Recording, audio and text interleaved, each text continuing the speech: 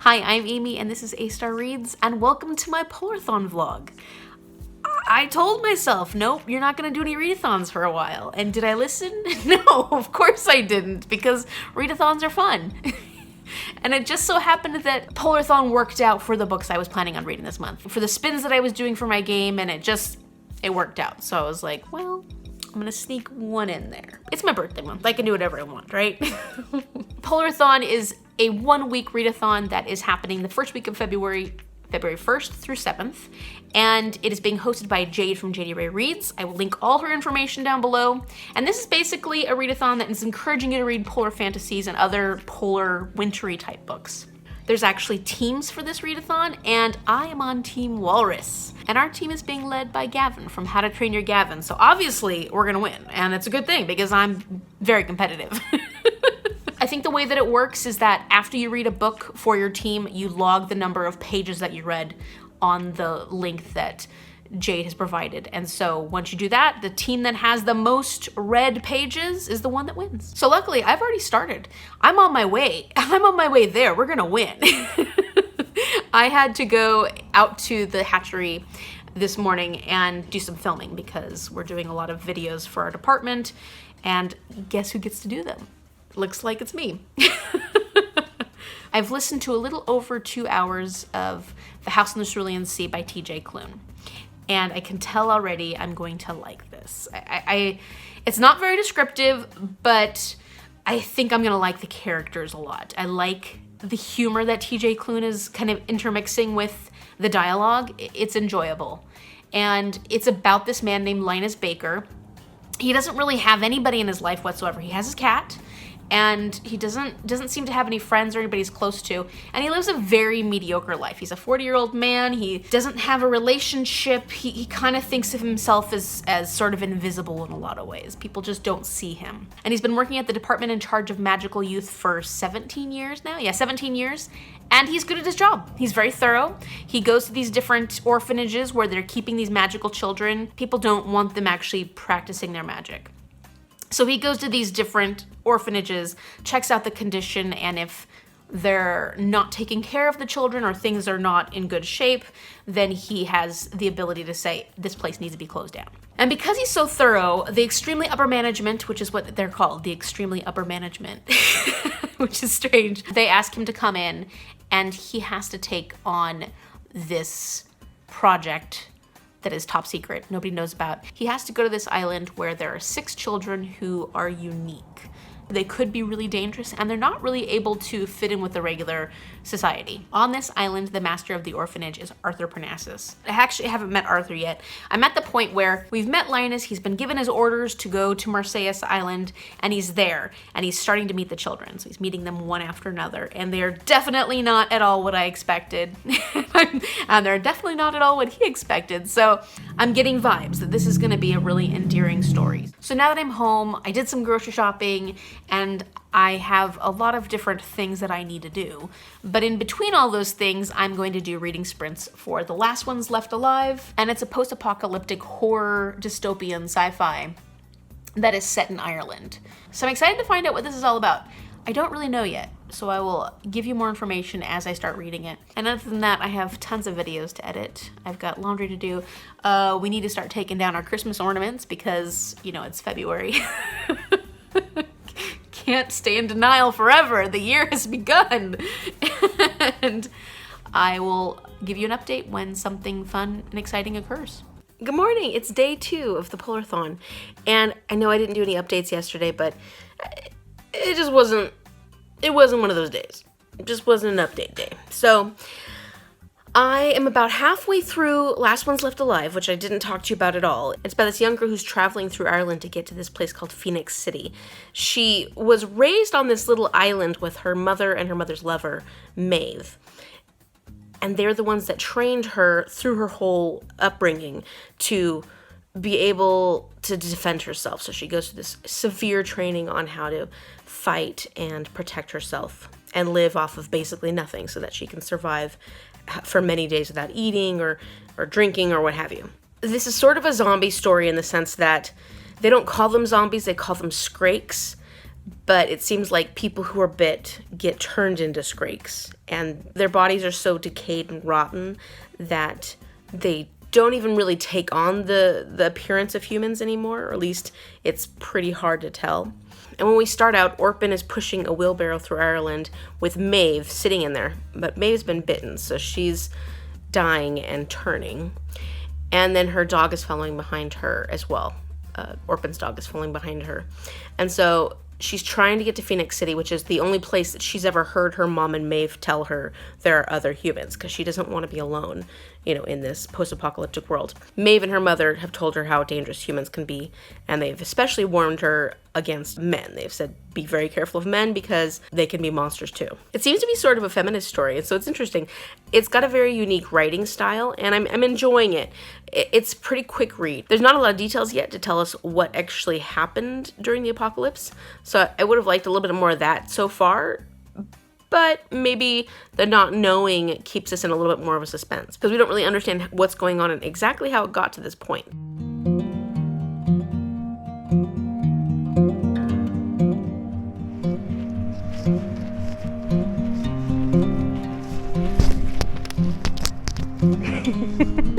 Isaac likes to play chase. He wants me to chase after him because poor Isaac, Cece won't play with him when she's outside. She'd rather play with the ball or other things. And Isaac's like, play with me. And Cece's like, no. And so I have to play with Isaac by chasing him. Up the tree. Down the tree. So one of the things that Cece does is, she wants me to throw the ball to her. But before I actually throw it, she starts running in the direction she thinks I might throw it in. And then she can't find it because she never actually watched where I threw it. And so we play this hunting for the ball game for a good 70% of the time because she just doesn't pay any attention. Oh, you little dog.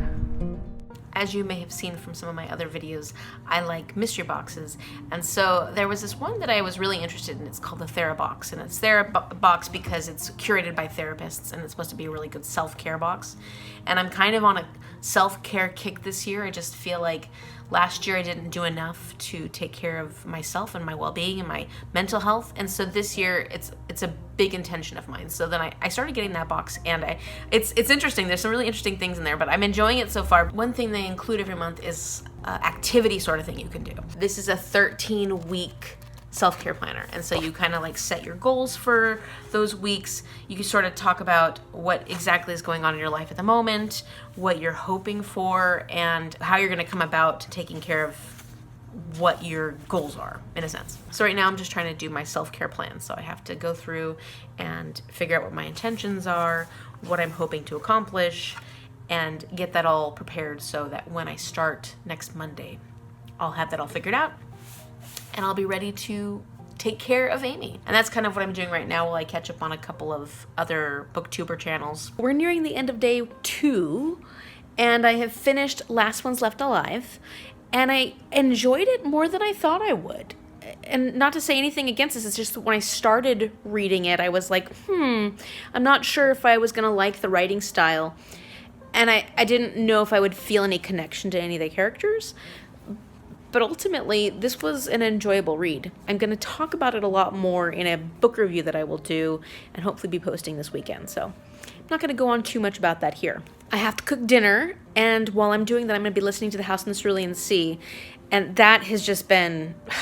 I'm just loving that book so much. Maybe I'll get a chance to start The Bear and the Nightingale tonight, but I do have a video I'm trying to edit and hopefully get up at some point soon. So we'll see how that goes. But yeah, good reading day. Good morning. It is day 3 of Polarthon, and I'm feeling good today. I actually feel a lot better than I did the last couple of days. So if my energy was low, I apologize for that. But it's a beautiful sunny day, and I definitely need to make an effort to get out there today. So as far as reading goes, I started The Bear and the Nightingale last night. I haven't got very far. I'm only on like page 16. Okay, so I didn't get very far at all. but I'm gonna give this one 5-star predictions right now. Hey, you guys! Animals. I'm gonna give this one 5-star prediction, just based off the first little section, the first 2 chapters, and we'll see how that prediction goes. I'm also still listening to The House in the Cerulean Sea and loving it. I listened to that a little bit before going to bed last night. And then I'm also reading, and this isn't part of the Polarthon, but I'm reading Pride by Ibi Zoboi right now. And it took me a little while to get into, just because the main character, Zuri, feels very young. Like, so she's a 17-year-old, I think, but she feels like she's 13. Her behavior in the beginning, at least, feels very middle school. Just sort of the way she looks at things and the way she behaves. And so just a very young teenager, let's put it that way. I'm really enjoying this Pride and Prejudice adaptation. I really like the viewpoint we're getting. However, she didn't feel like Lizzie Bennet in the sense that Lizzie Bennet feels almost too mature sometimes, and Zuri feels very young. That being said, I'm really starting to enjoy it, and I'm about halfway through on that one. It seems like a pretty quick read, so I've been reading it a little bit here and there before going to bed or when I wake up. And that's that. I have to work, obviously, it's a work day, and I've got a lot of little things to do. Gonna do my ballet, my 30 days of ballet is going really well. I have to continue editing part 2 of my feel good video, and hopefully I'll get my tags filmed today, because I just haven't really felt like it lately. It just, as you may have seen in some of my other videos, I've been a little low energy, so it's not as fun to film when I'm feeling like that. Today feels good. So I'm gonna drink some coffee and get the day started, and let's see how far I get in my Polarthon books today.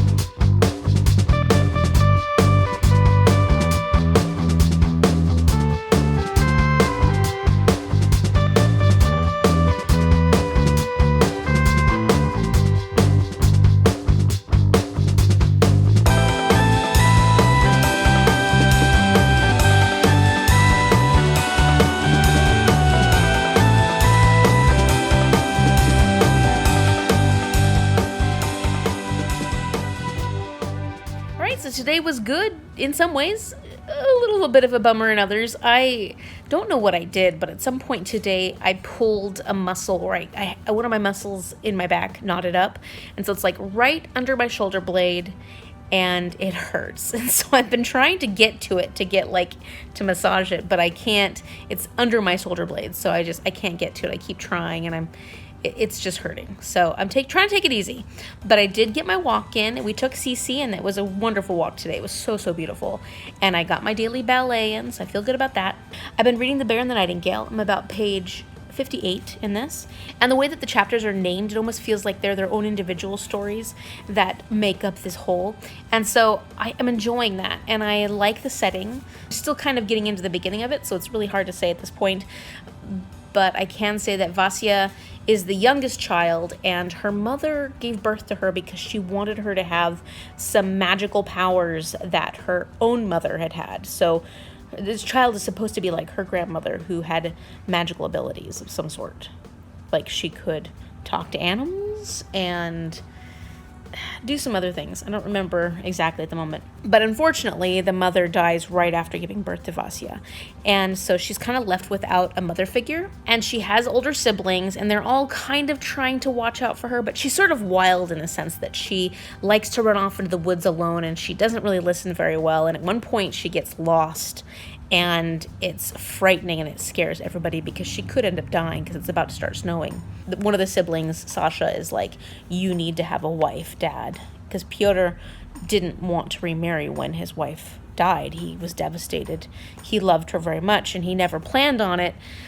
But Vasya doesn't have anybody to take care of her. So at this point, Pyotr, who through his first wife is related to the Prince of Moscow, he goes to Moscow to find a new wife. And there is another stranger who is kind of mysterious, and he might not be completely human. He seems sort of I don't know. I'm not sure. It definitely reads like a fairy tale. It feels very fairy tale-ish. So I can't wait to see where this goes. And there's some interesting political love matches being made. And so we'll see how things turn out in the long run. And then I don't think I've mentioned this book at all, but I'm also reading Jane Austen, The Secret Radical by Helena Kelly. And this is a nonfiction book kind of discussing the life of Jane Austen. And Kelly's approach is to recognize that the biographies and the history on Jane Austen is very minimal and a bit biased because the biographies were done by her family members, but of course they wanted her to be seen, especially at that time, in a specific light, so they weren't going to be completely honest about her personality. At least they probably weren't going to be, because at that time you want your family to look good, and you don't want maybe things that are improper to get out about her. What Kelly wants to do is take the parts of history that are most reflective on Jane Austen and look at those to try to learn more about her. And by that I mean the actual books that she wrote, the novels that she wrote, because she wrote 6 novels, right? Those are most reflective of what Jane Austen probably was like, and maybe it describes a bit about her life just through those stories. So she's taking each individual story and discussing it and kind of digging into the story to see how it might be reflective of Jane Austen's life, because Jane writes about the period of life she was living in, and she writes in a society that's very similar to the one she's from, so it's safe to say that the influences she's getting for these novels are from her own life. And it's interesting. So I've already read the section on Northanger Abbey, and now I'm on the section about Sense and Sensibility, which wasn't one of my favorite stories that I have read. I'm reading all the Jane Austen books for the Down Memory Jane read-along. I wasn't planning on reading Sense and Sensibility next month just because I didn't like it the first time, but maybe I will after reading this. Maybe if I can think of it from a different perspective, I might actually enjoy it more. So we'll see. And that's really it. All right, so today is day 4, and I am not doing great with Polarthon books, but I finished Pride by Ibi Zoboi, so I'm getting other books done. I did read to about page 50-something in The Bear and the Nightingale yesterday, and I've been listening to I still have about 7.5 hours, maybe less than that, of The House in the Cerulean Sea. Pride was good. I enjoyed it. I finished it out last night because I had a hard time putting it down. It took me a while to get into it for sure. Like halfway through, I wasn't as crazy about the main character Zuri. And there were absolutely issues to the story in the sense that it wasn't very well developed in certain areas, and it could have had more focus on some things like the gentrification concepts within the story. However, I liked the romance. I thought it was sweet, and I liked Darius. I liked his character. So it was a fun, sweet book, which was nice because it's February. It's Valentine's month. Tonight is my nonfiction book club. I have a real life nonfiction book club, and usually we meet, but since the pandemic, we've been meeting via Zoom.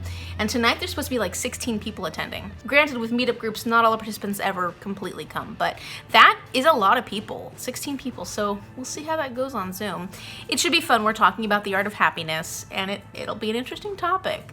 I do love talking to other people about nonfiction books because there's always opinions. Since nonfiction is so based on things that actually have happened in real life, people tend to have more opinions on them than they do fiction books, I've noticed. So those are always the best books, well, some of the best books to discuss in a group, and I'm excited to see what people have to say about the art of happiness. I need to start 100 Years of Solitude. I have to get through the first 100 and some odd pages because I will be talking to Liz about that. Liz from For Booking Out Loud. I've been trying to get a hold of Nathaniel so we can talk about the 3rd chapter in Of Mice and Men, and that boy's just ignoring my texts, which means that he hasn't read it yet. Okay, so I just got done with a nonfiction book club event. It was really, really nice. We had a decent amount of people today. It was a good conversation. Everybody was very reflective of the writing and very respectful of each other, and I can't say enough about it. There were a lot of opinions. I think the average rating was like a 3-ish or like 3.5. I've edited 2 videos today. They're going up. One is going to go up for tomorrow, one's going to go up this weekend. So that feels like, okay, finally got a hand on some things. I still have other videos that need to be done, but I got 2 videos done, so that feels amazing. And I haven't read anything though. I listened to The House on the Cerulean Sea for a little while earlier, but Haven't touched The Bear and the Nightingale, so although I didn't get any reading done yet, I got other important things done. So after this, I'm gonna go do some reading. Good morning, it's day 5 of Polarthon, and I am not Polarthoning very well. I was so exhausted last night, so I didn't get to read any more of The Bear and the Nightingale. So that one's still exactly where it was. I did continue listening to The House in the Cerulean Sea for a little while, and just the characters. It's all about the characters in that book. They're so charming, so endearing. It really is a feel-good bunch of characters. Linus is on this island and he's getting to know the children a lot better. These kids wouldn't really be safe out in the world on their own because they would be discriminated against quite a bit. They can't hide their magic. They look different than everybody else. But they're children. They're just children, and you are just starting to really form attachments to them. My favorite character actually is Lucy, although I like Chauncey as well. And all the kids are so cute. They're so cute and charming. TJ Klune wants to show that these kids have been set up for failure because for no other reason than that they're different, they are going to be treated badly their whole lives. And you can see this because of the little town that is Marquez, that they live on the island, but there's a little town that they take a ferry back and forth to. And the people in Marquez are so hateful of these children, and these are just children, and they have magical powers, and they've never actually done anything to the people of Marquez, but they're so hateful of them. And that's kind of true of all the normal people within the society in general. There's just so much hate for the people who have magic. And if you do have magic, at one point Linus is trying to say, like, well, I know people who have magic who are doctors and lawyers, and Arthur's kind of trying to make a point and says, well, what kind of doctors and lawyers are they? And Linus has to admit, well, they're doctors and lawyers for people who have magic. They can't be a doctor or a lawyer for quote-unquote normal people. And I really like stories like this that bring that hate to the surface and just show you that people are all different, and just because they're different doesn't mean they're bad. Just because they have magic doesn't mean they're going to be doing evil things with it. If you're looking for genuine feel-good vibes, pick up The House in the Cerulean Sea, because as much as I was afraid that it would have some dark themes, and it does, it still approaches it in a very whimsical, lighthearted, romantic, just beautiful approach that TJ Klune is taking, and totally there for it. You ready?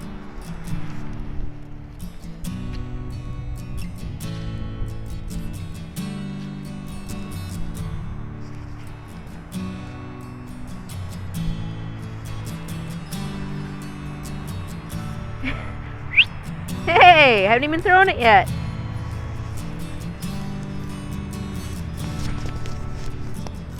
There she goes. There she goes.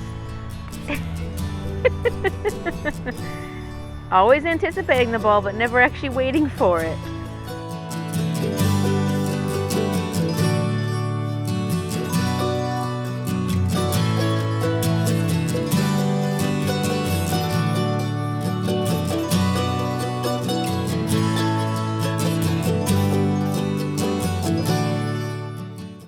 So it is the evening of Friday. I'm about halfway through on The Bear and the Nightingale. I'm realizing that the issue isn't necessarily Vasia's stepmother, although she is the start of the problem within the village, but it's also that they do bring in a priest. He works really hard to put the fear of God into the people he's preaching to. And around this community that Vasia's in, there are different house spirits, and they're almost like, they call them little demons, but they're not actually like from the devil or anything like that. But they're these little house spirits that help with mending things or keeping the fire going or taking care of the horses.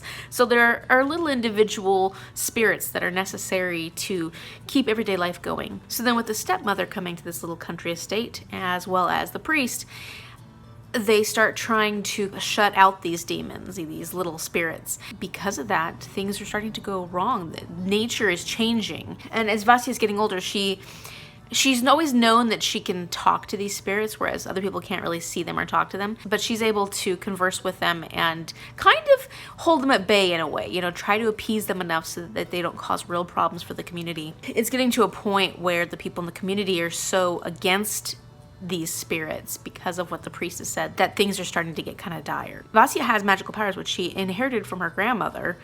She hasn't come into them yet, but I'm guessing at some point she's going to. That's kind of where I'm at right now. And I do like the writing style of this. I'm not getting through it as quickly as I kind of thought I would. And there's other books I feel like reading at the moment. Like I picked up Pride and Prejudice because, I was supposed to read it last month anyway, so I'm planning on reading it in this month. And I started skimming the first few pages and I was like, oh, I want to read this right now. So I think just at the moment, what I feel like reading is Pride and Prejudice. And yet I'm trying to get The Bear and the Nightingale done for this Polarthon. And it's not that I'm not enjoying it. I am enjoying it. But it's just that my feelings right now are like, I want to read something else. The House in the Cerulean Sea, I'm a little over 50% of the way with that. And that's going really well. I feel like I'm just kind of savoring that one through audio every day. When I get a chance, I listen to it. Oh, and one thing that I did was I got a ring light because... And I've got to figure out how to use this well because, with my glasses, it doesn't do very well. I get a lot of reflections. I kind of figured this would be useful because there's times when I really need to film and I don't have a lot of sunlight or it's really raining really badly and I've been needing a lot more light. So I figured I would give one of these things a try because all the cool kids are using them. And we'll see how it goes once I get used to using it. At this point, I'm starting to get tired, so I'm going to close out for the night and go and read 100 Years of Solitude until I go to sleep because I also need to get through 100 pages of that by Sunday, so I'm about 30 pages in. I'm glad the weekend is here. I'm really, really happy the weekend is here, but this is a readathon weekend, so it's gonna mostly be reading. Good morning, it's day 6 and I'm reading The Bear and the Nightingale. I'm about halfway through. I'm finally really into it, so it took me a little while. It took me about a third of it. It's not that I didn't enjoy the first third, it was just that I was able to keep putting it down. At this point in the story, Constantine, the priest, is interesting because in a lot of ways he reminds me of the priest, and I can't remember his name right now, but the priest from The Hunchback of Notre Dame. If you've ever watched that Disney version of that, he's like the scariest villain to me. Of all the villains, he's the most frightening. He's the most evil for sure. And Constantine kind of reminds me of that. Vasya she's growing up, and unfortunately she's realizing how little power women have in this time because they are treated like objects to be taken care of and they don't have any freedom whatsoever. They're kind of prisoners within these marriages and they have to do what their fathers tell them. They have to do what their husbands tell them. They don't have any choice otherwise. And Vasya doesn't want to accept this. She doesn't want to just be compliant and listen to what people say and be excited about the man she has to marry. It's going to be interesting to see how that plays out. And I do enjoy the conversation around this because this was a time when women had very little freedom. Practically no freedom, really. I mean, she is not supposed to be doing a lot of the things she is doing. She gets away with some of it because her family allows her to, and she lives out in the country and they're a lot less strict than, say, they are in Moscow. But man, I do not like her stepmother. Anna is something else. She is something else. And just want to smack her upside the head. All right, so I just finished The Bear and the Nightingale. Starting out, it was a little slower for me. It wasn't bad slow. I liked the writing style and I thought it was interesting. Once things really got going, it was good. And the characters are great. They're very interesting characters. I really, really enjoyed them, but I especially loved the action and I really liked where it went and what happened in the ending. So I'm actually really excited to pick up the second book. I think there's 3 books in this series, so I'm looking forward to it, and I'll continue listening to The House in the Cerulean Sea. The one thing I can really say about this book is that it captures all the feelings that I have that make me want to be a teacher. The things that stand out to me about working with children the most were represented really well in this book. I choked up quite a few times. And I'm not even done with this book, so I'm sure that I'll be bawling at some point. Good morning! It is, oh look, who's come to see you. Say hi, sis. It's day 7 of Polarthon. I have finished, as I said, The Bear and the Nightingale. I finished it last night. I've been working on 100 Years of Solitude. I'm almost at the part that I need to be to talk to Liz today. And I know this is not part of my Polarthon, but it's what I'm reading. And I listened to The House in the Cerulean Sea for quite a while last night. So I've got like 3.5 hours left on that. So I should be able to get that done today. And maybe start Erebus, although I might need a little bit of break from reading. So we'll see if I actually get it started. I have logged all my pages for the 2 books that I have finished so far on the Polarthon tracker thing, so hopefully I'm helping Team Walrus out a bit. And once I finish The House in the Cerulean Sea, I will add that, because I think I'm only going to get through 3 books this time. But that was pretty good. I'm not upset. I'm not upset about it, because I've been working on other books during this week. Like, I read Pride this week, and I also have been reading this and read a little bit of Jane Austen, The Secret Radicals, so it's not like I'm only reading those books. Anyways, I need to drink some coffee now, so I'm gonna get the day started. Alright, so as I was editing this, I realized that I never actually filmed the final video. I didn't give you a recap or tell you anything about what I did for Polarthon, so I'm gonna do that now. I finished 3 of the 4 books that I had planned on reading. The first one was Last Ones Left Alive by Sarah Davis-Goff, and that fulfilled the dark cover prompt. And the second one was The Bear and the Nightingale by Katherine Arden, and that fulfilled not only the polar fantasy prompt, but also the Arctic setting prompt. The third book was The House in the Cerulean Sea by TJ Klune, and that one fulfilled the dive-in prompt because it was a book that I couldn't wait to get into. And to be honest, it was a great reading week. I know that I only finished 3 books for this readathon, but I actually did a lot of other reading outside of it, and it felt like a good reading week. So it felt like an accomplishment, and I actually really enjoyed the books I read this week. So I think it was a success. I enjoyed my Polarthon. Did I participate as much as I had wanted to? No, I didn't actually get into any of the reading sprints. But next time, next time. If you like this video, click the like button and subscribe if you'd like to see more of my vlog content. I do like to make vlogs, so I'll be making them in the future. Thank you so much for watching. See you later.